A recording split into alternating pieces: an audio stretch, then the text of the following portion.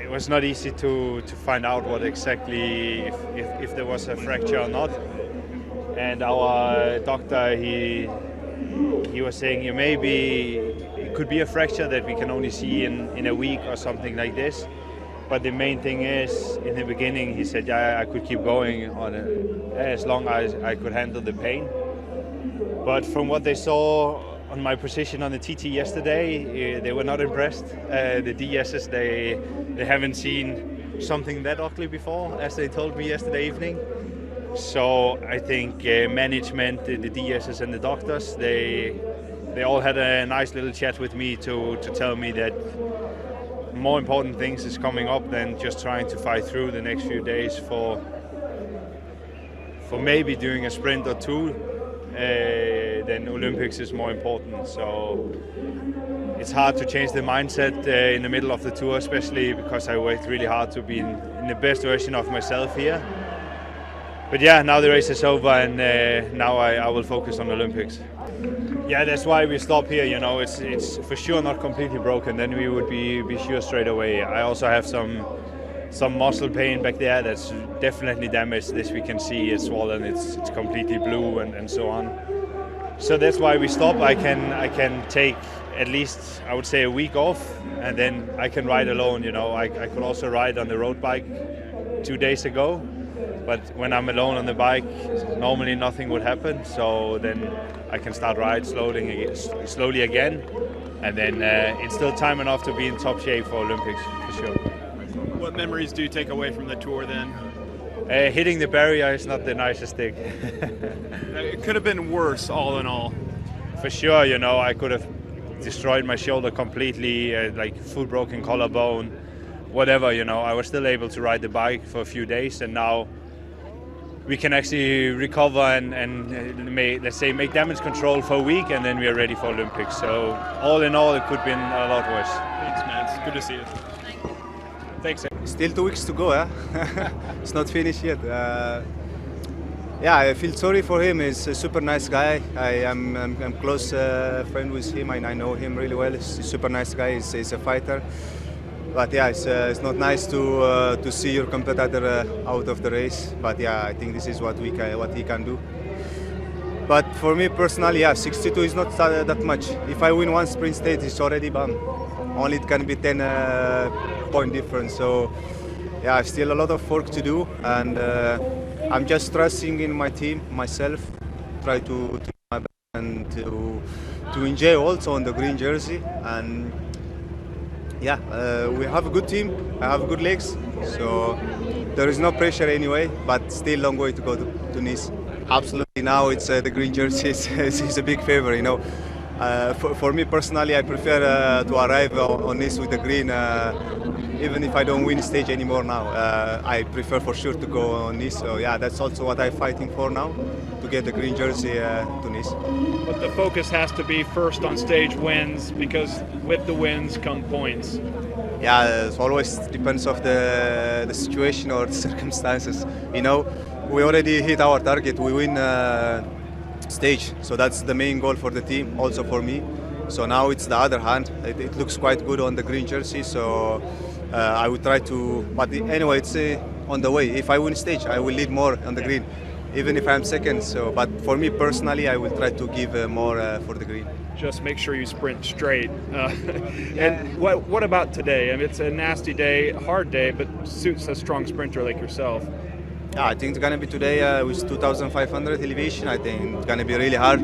For sure, it will feel for the big guys, but still there is a lot of guys strong uphill finish. Personally, I prefer like today finish than the rest of the others, and yeah, still have a lot of big chance for everyone. Morning, Tadej. Morning. Yesterday, you said you were very happy with your time trial, but it could have been better. What could have been better about yesterday? I could have won. I think just the pacing could be a bit better for me from my side, and everything can go always more to perfection. You know, in cycling, anything is never too perfect 100%. So yeah, always you can improve.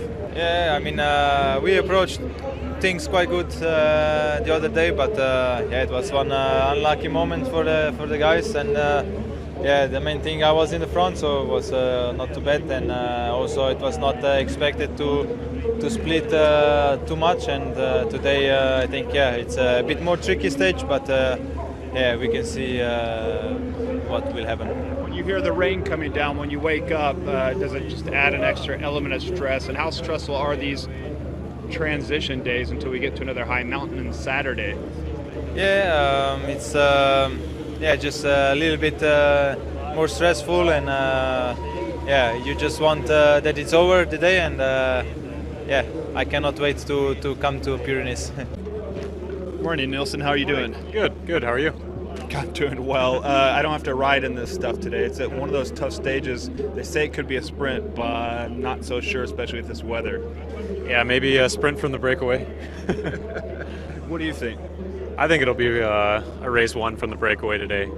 It could be a big breakaway, but yeah, it's going to be really hard to control. So we have almost everyone in our team going for the breakaway. Would that include yourself? Is this too quote-unquote easy of a stage for you to be escaping in? No, I'm going for it as well. I'm going to take as many opportunities as I can, and today's sort of the start of that for the tour this year. So you're like, it's like the Christmas Eve here for you? Yeah, hopefully.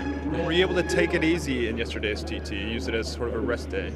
Yeah, just use it as an opportunity to work on my position a bit and get to the line without doing too much damage. So I'm ready for today. How does it make things any easier at all, already having the yellow jersey in the team, already having a success like that? Well, I think it created a really nice energy in the team early on, but we're all still really hungry for a stage win. What did you think about the TT battle yesterday? It was pretty exciting. I think the GC battle at the top is a lot closer than people were expecting. So, yeah, there's going to be some high tensions between the GC teams today, because I think everyone knows that it's going to be a hectic day. It makes for a good race having those four guys up there close. Definitely, yeah, definitely. Nilsson, good luck today. Thanks. Thank you. Where's NBC? Yeah, it's nice for me. Exactly. Already another potential bunch sprint today. How do you look forward, and how do you like the finish? Yeah, I like really good finish. I did a record 2 months ago, and I saw it's a real perfect sprint for me. So I'm looking forward for this stage. Apart from the little climb at the end, is there anything difficult, technical at the finish? Yeah, it's really technical, also hard, but normally it's really okay with the shape I have. So yeah, we are full focus for a bunch sprint today. You lost a competitor today. Mads Pedersen just quit this year's Tour de France. Could you put a reaction on that? Yeah, it's bad news. We don't like crash and also DNF. So I hope Matt's good recover for the next Giro, and yeah, it's also the cycling. And just one final question, not about the race. What's the one thing you always have to bring when you go to a bike race? That's not your bike. What? What's the one thing you always want to bring? You know, some people need to bring a book or a Kindle or something like that. Do you have one thing you always bring with you? Today not, but all my family is there, so I keep my head during the stage, and I give all today for sure. Thank you. Very nice one actually. Like those climbs at the beginning. In my opinion, it'll launch, has the potential to launch quite a big breakaway that'll go in the line. You know, I don't know if we have enough teams that would try and bring back a big group of 20 really. That's my opinion. You never know what happens nowadays in cycling, so we go in case it comes back, and we try for a sprint. It's obviously not ideal for me. 1 kilometre slightly up. I've won on order, but I was also a lot younger when I won on order, so we'll see how it goes. A lot's been said in the last few years about UAE and their ability or inability to control breakaways or to control the early part of the race. Also depends on how wide the roads are and so on and so forth. What can you tell us about the first 50k and whether it lends itself to a break going down the road, and it may be a dangerous break?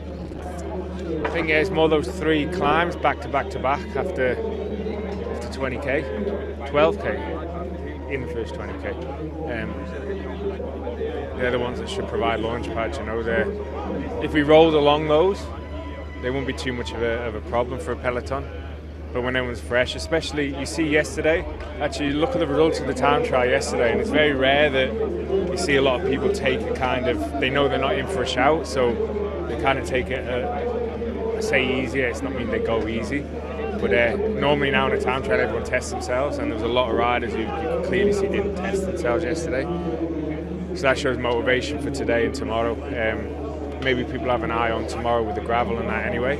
But it's the Tour de France, so every single team is going to take every single opportunity they can to try and win. Mads, I just saw you just said hi to Mads. Julien Bernard, what's the mood like in Little Trek after the morning's decision? Yeah, it was not a morning decision, it was not more evening decision for us. Yesterday night, Mads came to us and he said he will stop the tour. Was not actually was not big surprise for us because we really see Mads suffering the last few days, and you know Mads is really a rock, so it's not so often I saw this guy suffering, and especially out of the bike. And yeah, it's like that. We still have a strong team there. We will just change what is coming, the opportunity we can get, and we will do with this. If we try to lift the mood a little bit, that was quite a time trial from you yesterday with your family and all your friends. What was that like? It was a really crazy moment. Actually, it was you know, is what I say. You feel you think it's the moment between you, your wife, and your son, and then after you realize the power of the tour, you realize you did this just in front of millions of people, and that was crazy. Like I received so many messages of people and emotion, and for me, this is cycling and.